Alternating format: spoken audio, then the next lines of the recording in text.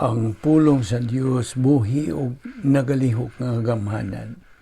Labi pang mahait kaysa espada nga duhay sulab o modulot ngadto sa gitagbuan sa kalag o espiritu, sa mga lutahan o sa mga kauyukan o mutugkad sa mga unahuna o katuyuan sa kasing-kasing.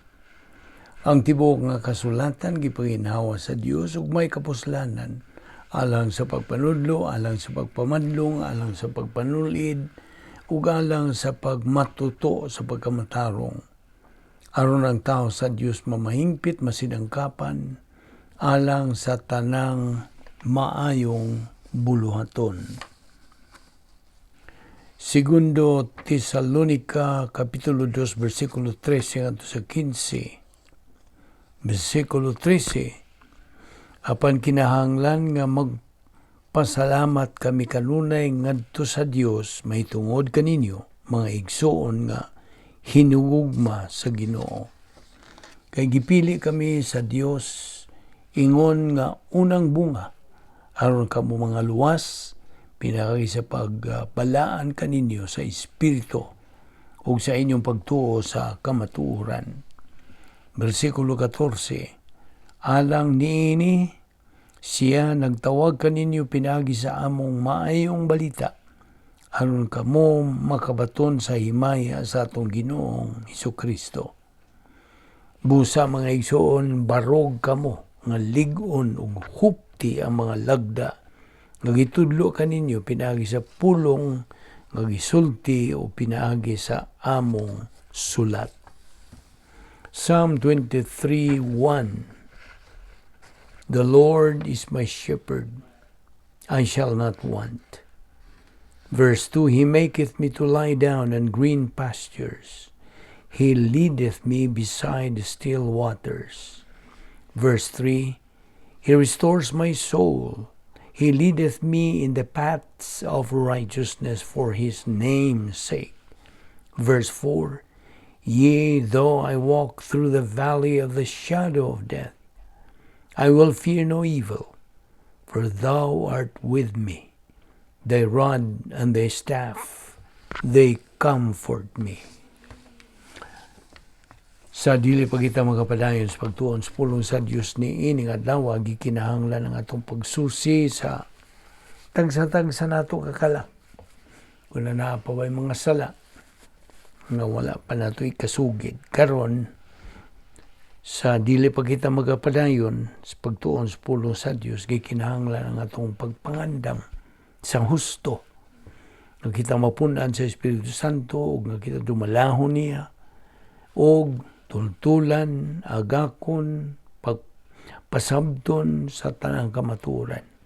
So busa kung naay mga sala diya sa atong kalag kini atong isugid pinagis paggamit sa 1 Juan 1:9 nga nagkanayon nga gikinahanglan nga ato kini isugid kay 1 John 1:9 nagkanayon man kung isugid ang ato mga sala, siya ang Dios kasaligan ug makatarunganon sa iyang saad nga mopasaylo gayon sa tanantang mga sala ug magahinlo sa tanantang mga kalapasan. So ato hinumduman ang mga sala nga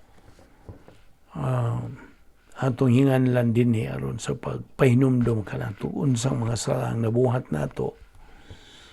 Ang sala sa una-una sa in English mga personal sins kini that we usually commit: pride, hatred, implacability, bitterness, jealousy, envy, vindictiveness, guilty feelings, anxiety, self-pity, worry. Mao kani mga sala sa una. Sala sa dila: bullying, maligning, criticizing, lying, gossiping, judging. Ang mga salang makita sa buhat: murder, adultery, drunkenness, stealing. Kini pipila lamang sa mga lista nga gikinahanglan nga atong hinumduman ko nakabuhat mo tani aning mga matang sa sala. Isugid ta ngadto diretso privately and directly to God the Father. Apanalang kanimo dili pa magtotoo ang imong buhaton, dili ang pagsugid sa imong mga sala, kundi ang imong paggamit niya ng imong kabubuton, your free will sa pagdawat, pagtuo kang Ginoong Hesukristo ingon nga imong personal nga manluluwas. Kaya ang Acts 16:31 na kanayon, believe on the Lord Jesus Christ and thou shalt be saved. Magampo ta.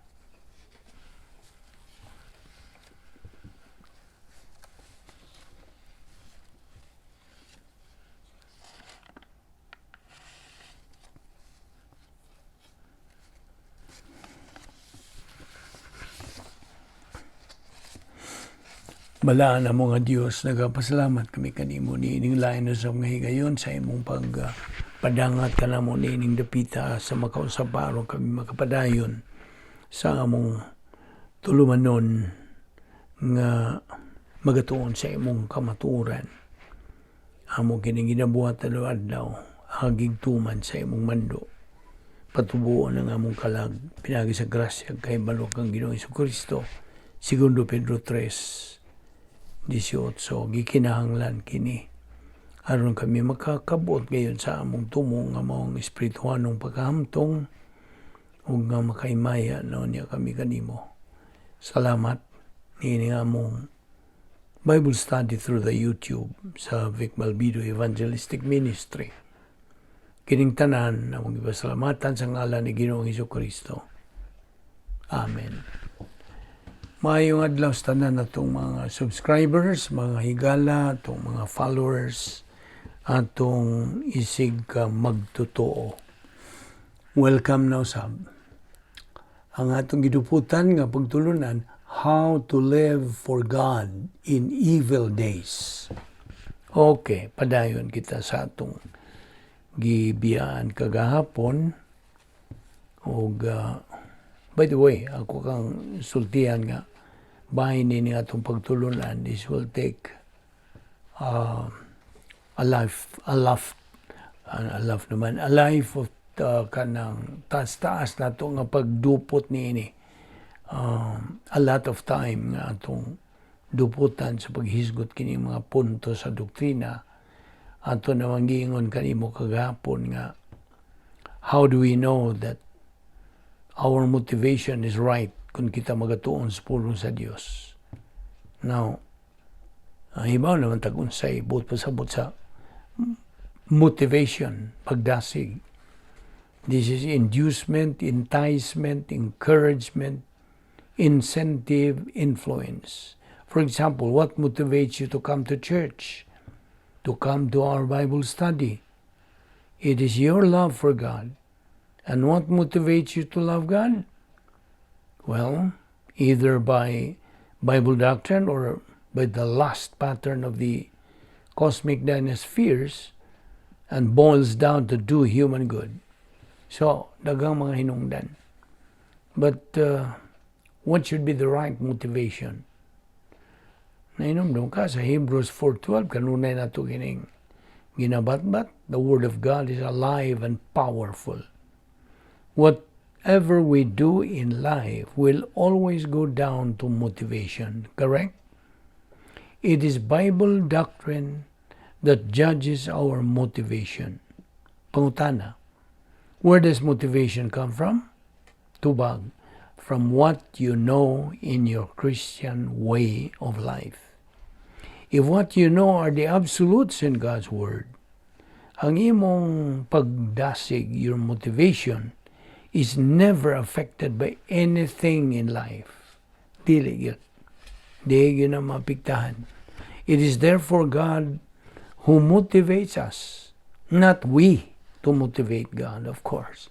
What a joke if it is we to motivate God. Inumdum ka sa versikulo, we love Him because He first loved us. That also comes from motivation. Through divine revelation, pinagi sa pulong sa Diyos that God motivates us. Kanunay hinumdumi. Always remember, capacity to receive God's blessings in time. Mao ni nga itong tungong. Tanang mga magtotoo has to have this goal to reach, attain capacity stage, which is spiritual maturity. Mao ni adlaw-adlaw itong ginabuhat kini buhahan makabot ginato. In the long run, as we continue hinahinay sa atong manigingon nila, hinahinay basta kanunay. You see? Apan, akong balikon nga, kini nga itong pagtuon sa pulong sa Diyos, sinilsilay ni. Dili kay, marag ipalabay lang ni mo, no? Isilsil yun. You know what is, sabot pasabot sa pagsilsil? To kanang sink in sa atong galamhan, sa atong kalag. Di na gyud nga na makalimutan mo ning balik-balik lang gini nga atong paghisgot o mga butang bahin sa doktrina. Unsa may tuyo lagi gibalik-balik. Dili tuyo nga kini mahinumduman kun dili na gyud makalimtan. Dili kay gibalik-balik nato aron imong hinumduman, no.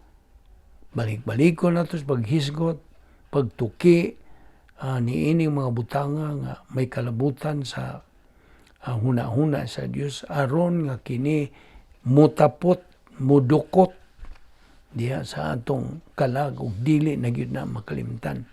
Sabot? So, mao pod kun buot ka nga makadawat lagi mga panalangin gikan sa Dios, God's blessings in time, always remember, capacity. Kinigol, mao ni sila, the same kanang buto sa sabot kining spiritual maturity o capacity stage. Kay nasayod na matanga ang Diyos operates on the basis of His integrity.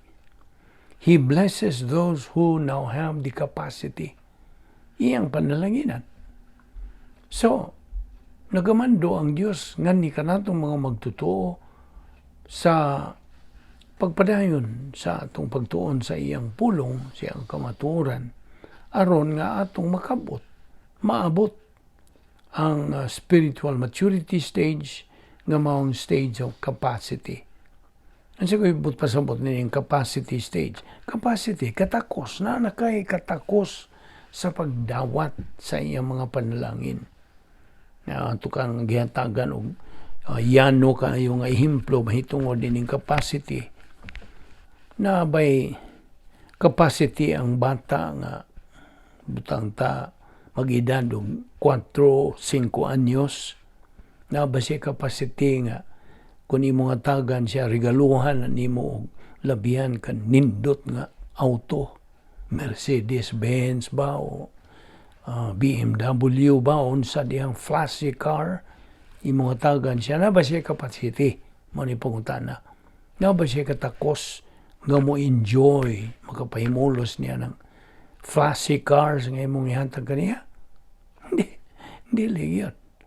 Tingali ang bata mo, enjoy lang na niya. Iyan na, pamukon na tingali ng mga samyan di sa bagong auto. Maura tingali nga mo. Enjoy siya. Kaya man siya capacity. Nakita ni mo. So, mo po sa kanatong mga magtotoo. Kung wala pa tayo katakos, pagdawat sa mga panalangin sa Diyos, di gyud mo enjoy. Di gyud. Mahimo pa noon tang miserable. Nakita ni mo? Did you get the point? Na kung bubuan ka tungkol kay nagtuk-itok tingali ka, nagkisi-kisi ka na lang, hatagan na ang tagagpanalangin sa Diyos, bubuan ka sa Diyos o kalit niya, huwag kay capacity. Nahibaw ka ba? Nga maka-enjoy ka niya na? Dili. Huwag man kay capacity, therefore, miserable ka. Kung ibubo na nimo nga wa pa kay capacity. So mauna nga atong buoti pasabot din capacity. So timan ni nga God operates on the basis of His integrity. ang iyang katarong o magapanalangin siya niadtong adunay katakos. God mandates believers to reach spiritual maturity, which is the stage of capacity. Okay, it is reaching the stage of personal love for God that we are truly motivated to love God. Ang pagtuon lamang, pagkatuon, pagtuo, paggaling, kung paggamit na sa pulong sa Diyos nga, we can truly love God. Sabtag yun na. Now, ang Diyos ba na kanayon, if you love me, keep my commandments. I repeat, God operates on the basis of His integrity. Now, ang Diyos is not affected by the decision of a person to believe in Christ or to reject Him. Dili siya mapiktahan. So, Colossians 3:1, naman niya itong gituki last time. Colossians 3:1 includes sa doktrina sa pagdasig, the doctrine of motivation. Okay, motivation is very important in our spiritual life. Mark that very well. May nung dalon pagayo kining pagdasig. Ang sa gisulti sa Colossians 3:1, if ye then be risen with Christ, seek ye the things above. Again, this verse nagalakip kini sa doktrina sa pagdasig. Verse 1 says, if ye then be risen, meaning resurrected. Now, dili ni makita, of course, tungod kay kini espirituhan nun man eh. This is spiritual. So, because it is spiritual, we believers have to live our life in a spiritual way. Now, ayaw kalimot niya itong definition sa Christian way of life. Unsa man, itong malikon. The Christian way of life is a supernatural way of life. And as such, it requires a supernatural way of execution. Kay, dili man ni kasagaran nga espirituanong matang o paagis pag kinabuhi, nang hinahanglan pod o unsa. Dili pod kasagaran nga matang sa kanang buhat niini. So, believers should not be motivated by circumstances, but by the Word of God. Inom dumi, fellow believer, dili mapiktahan ang Diyos by any decision that man makes in life. Kaya ang Diyos, Diyos siya. God is God. He is perfect. His plan is perfect. Ato na pong ibalik na. Hangtod din na nimo makalimtan. Ang atong Ginoo sa Kristo na kanayon, if you love me, keep my words, my commandments. If we love God, paminaw, kung ato yung gigugma ang Diyos, we also have to love His Word. You see? Dili nimo na mabuwag ang buhing Diyos, aming buhing pulong, ug ang sinulat nga pulong. So, the one is useless without the other. Actually, we do not mean God is useless. It is His Word that becomes useless to our life if we don't know His Word. Sabot? Ang pulong sa Diyos is the written Word. Christ is the living Word. Buhi nga pulong. They are one and the same. Mahinungdan, ang atong pagtagan ngadto sa pulong sa Dios, mao'y magadeterminar sa atong gugma ngadto sa Dios. Sa laing bahin, to execute the royal law is to learn and believe God's word, which says, you shall love God with all your heart, with all your soul, and with all your mind. Ug kana, that's the greatest commandment. And the second is likened to this, love thy neighbor as thyself. Now, kining duha are what we call virtue love. Okay? Loving God and our neighbor is part of the royal law. hinumduman gyud nato kanunay ang atong positional truth that we are in. Our union with Christ forever. Hinumdum ka sa atong gisgutan kagahapon, positional truth, kanang, of course, bahin kini sa sanctification. Kita na dugtong na ngadto kang Kristo hangtod. And yet, there's so many believers who walk by sight, not by faith. Nga naman, wala lagi sila pulong sa Diyos. Katong mga negatibo ba?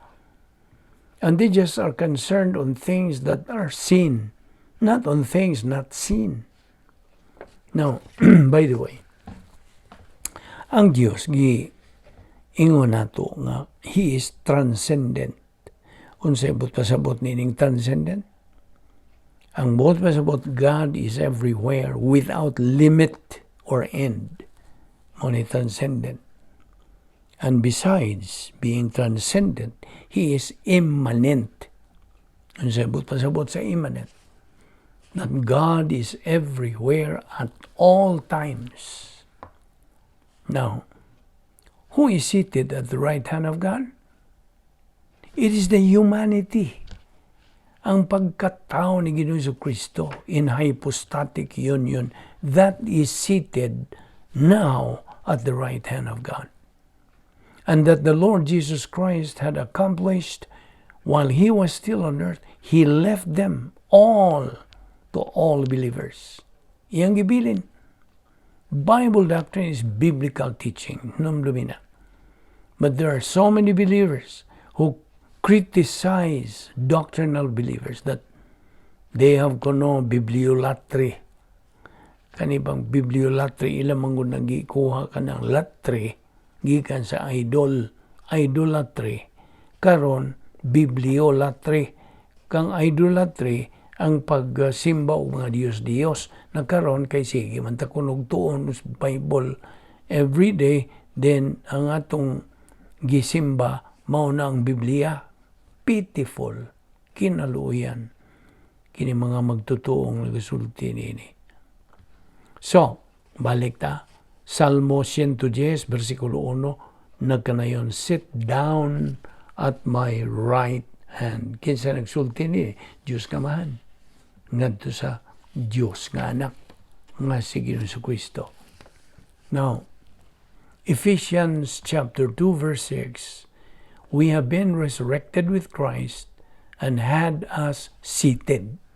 Kining gisulti din had us seated, this is the positional truth. Nga tong pagkaiusa, pagkadugtong na ngadto kang Ginoong Kristo, our union with the Lord Jesus Christ. Pangutana, are you resurrected with Christ now? Kini may kalabutan sa current positional truth.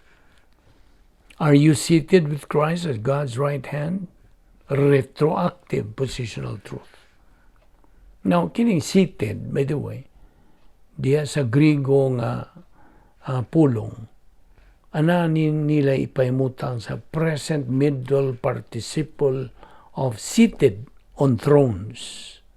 Now, the things that are not seen, unsa man mga butang nga dili makita. Well, we have the portfolio of invisible assets. Di ni makita. Apan tinuod nga na diha sa matag magtutuo kun sila nagatubo diha sa pulong sa Dios. Unsa pa? Things that are not seen. Protocol plan of God. Dili makita. Apan tinuod. Unsa pa? The 10 problem-solving devices. Unsa man ang 10 problem-solving devices: rebound, feeling of the Spirit, faith rest drill, grace orientation, doctrinal orientation, personal love for God the Father, impersonal love for all mankind, inner happiness, personal sense of destiny, and occupation with Christ. I hope na memorize na nimo kining 10 problem-solving devices. Gisangkap, gitagana kini sa Dios ngani kanatong mga magtotoo. Naran nimo mugamit kaniya na o di. Kaya it's a matter of choice. Naran nimo. Apan kung mugamit kaniini, positive things will happen, o di ka magmahay. Ang Diyos nagpasalig, di ka magmahay. Anak, moingon ang Diyos, anak ka man niya kung ikaw magtutuo niya na ni Ginoong Jesucristo. So kung mugamit ka niining mga butanga, portfolio of invisible assets, protocol, plan, 10 problem-solving devices, etc., faith, rest, drill, unsa pa. No. Mo nagingon og, you will certainly not regret. Colossians 3:2, mantutas, versikulo 2. A believer either continues to set his mind on things above or on things below. Now, kining pag set your mind, atong kwaon kining kanang tutok nini, set your mind. Ibutang ang imong pangunahon na diha. Set your mind. Phroneo, mo ka na Greekong pulong. Original Greek word. Ang sabot pasabot sa phroneo. Ang buot pasabot, to keep on giving serious consideration. Hunaw na ang pag-ayo. Mo na buot pasabot sa phroneo. Now, keep seeking. Mo na ibut pasabot sa phroneo. Keep on giving serious consideration. Unsa ibut pasabot yun ini. Ang buot pasabot mo ang right priority. Now, Colossians 3, mo ni antong gitutukan kay mga punto din sa doktrina nga ikinahanglan ng imong pagtutok nini, pagpunting nini. Usa ka doktrina ayaw kalimot nini.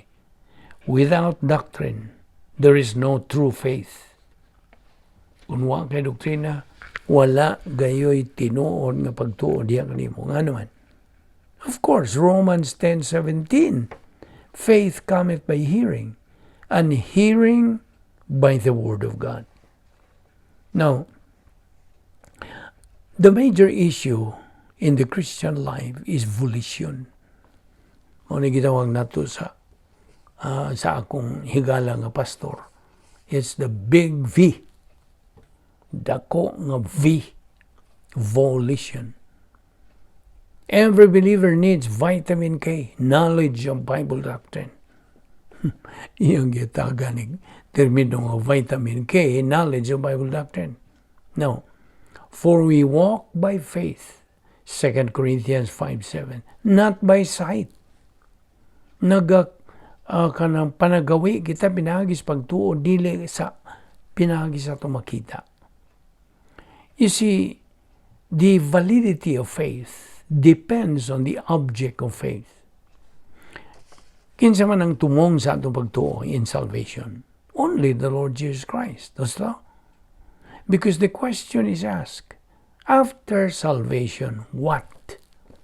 Muna dakong pangutana, daghan sa atong mga isuong mga magtutuo, luwas, muadtos langit, human sila mamatay.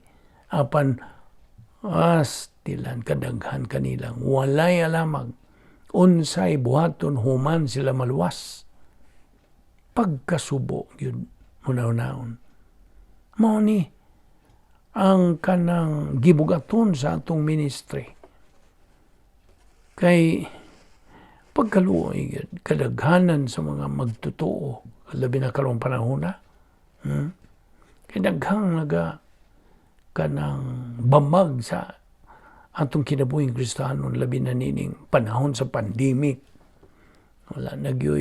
Wala tas normal, ambot pasabot. Okay? Mao na. The object of faith in salvation, is only the Lord Jesus Christ. Siya ragyod ang atong tumong. Kung mao na, human ka mo dawat, mutuo kang Ginoong Jesucristo ngayon mong manluwas, dakong pangutana, unsa may buhaton, human. What needs to be done after we are saved? Unsa man. Bay kung ikaw pangutanon, unsa may imong ikatubag. Kung ikaw nagasunod, tinuod nining atong ministry. Kanunay mo ginato ning malmal ginimo. Ang to din na ginani mo makalimdan. The right answer, human ka maluwas, mao kini. Paminaw. Segundo Pedro 3:18. but grow in grace and in the knowledge of our Lord and Savior, Jesus Christ. Na, that's looking, skopeo. Manigingon sa Grigong po na skopeo, to look with serious consideration at the things which are not seen. Kaya kini eternal. So it is tragic to see most pastors of today, kasagaran na mas mga pastor, dili ni kay pag-atake nila, ang pamutang yun sa kamaturan, kay mo mag-tinod. Kadaganan sa mga pastor karong panahon just emphasize positive thinking, kanang gitawag nilang prosperity, kanang evangelism. Mao na ilang emphasis, positive thinking to their congregations. Dili itong mga negative ones. Example, problems, difficulties, tribulations, dili. They try to avoid. Now, inumdum nga si Pablo, mihatag yun og dakong gibugaton, emphasized that these problems, difficulties, tribulations, etc. are the ones that can strengthen a believer's Christian way of life. Mao gina. Saan ba ka? Lingon na ng imong baruganan, ingon ng Kristohanon kung di ka maghisgot niini. In fact, doctrine emphasizes that believers should consider problems, difficulties, tribulations as their friends. Na ilang mga higala. Love problems. Love sufferings. Because in heaven, there are no more problems, no more sufferings, etc. Gusto? Mo na. Ako mangyug ang pangutan no human nato bat kining pipila ka mga punto din kay hatagan gyud nato gibugaton. Kay luoy kaayo ning atong mga igsoong mga Kristohanon nga nga biktima ni mga pastor karon nga wa gyud. Puro ra gyud mga positive thinking, napay ilang mga seremonyas din nga puro saba na lang yun siya panukar niya, panganta diya kung sa wara wagi sila alamag sa unsay ibut pa sa ibut sa lang ipangkanta. Mo na gitawag nato sa prinsipyo, ritual without reality is meaningless. Walay kahulugan. So akong balikon ang Colossus 3:1. Keep seeking the things above, not the things here below. Hebrews 11:1, faith is being sure of what we hope for and certain of what we do not see. 2 Corinthians 5:7, we live by faith, not by sight. So, Colossians 3:1 again, therefore, if you have been risen with Christ, keep seeking things above. Keep seeking the things above, not the things here below. Verse 2, set your mind on the things above, not on things here below. No, dinhi na to, dinhi sa tamo parking ato ibarayo ni ugma.